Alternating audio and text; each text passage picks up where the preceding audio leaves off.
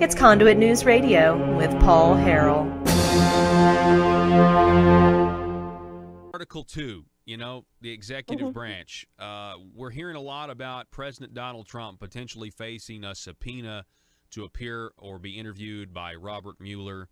But yet we have Donald Trump's lawyers, Jay Sekulow, Rudy Giuliani. They're saying, look, he's the president of the United States. We'll take this all the way to the Supreme Court. He doesn't have to comply with a subpoena. What are your thoughts on the powers of the president in this context, KrisAnne Hall? Well, what we're talking about here again is the difference between what the Constitution says and what precedent says. Okay, so in studying Article 2 and the power of the president, we learn very clearly that the power of the president is very small on purpose. And the reason the power of the president is small because they didn't want to establish a king. Many of those who were the founders and the creators of our Constitution were very concerned that by creating an executive branch who had a single person as the head of that executive branch, that over time that person would be able to collect power and become a king. So that's the first principle we need to understand when we're dealing with presidential power. What is the enumerated limited authority of the president, and what is the purpose of that power that is delegated? And so what the president's attorneys are talking about is precedent. There is no limitation in the Constitution for the president of the United States to not be subpoenaed. So will the Supreme Court uphold the precedent that the president can't be subpoenaed? Who knows? But the president is a civil officer, just like every other civil officer in the federal government.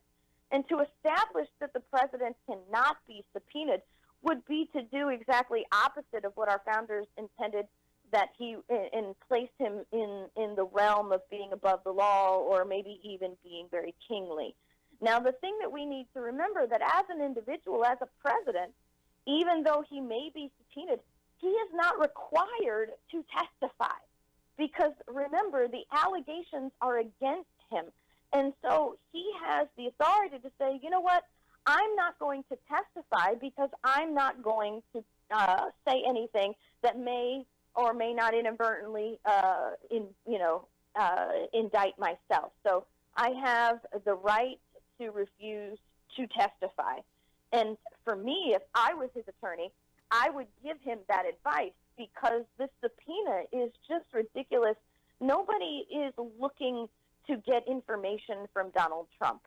They're looking to trap him into perjury because they have absolutely no credible charge against him at this time. So if you look at these hearings that have been happening, we realize that in these hearings, nobody's actually being charged with the purpose of the investigation. They're being charged with things that are simply not even related to the investigation, so that they can say that they have some kind of case and they have some kind of charges pending.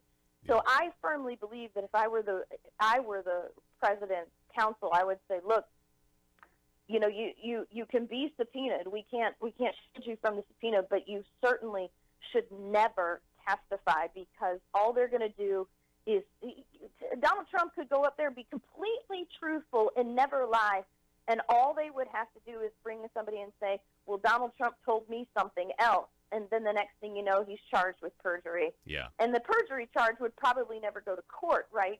But he would be tried in the court of public opinion, which is more powerful than true due process anyway. Yeah, that's a really good point. I really appreciate that perspective all around. KrisAnne Hall, it's always great to have you on. You can find out more at KrisAnneHall.com or LibertyFirstUniversity.com. You heard her mention it several times. If you want to know more about the great information and substance she's presented here in this interview, LibertyFirstUniversity.com. KrisAnne, thank you so much for coming on the program.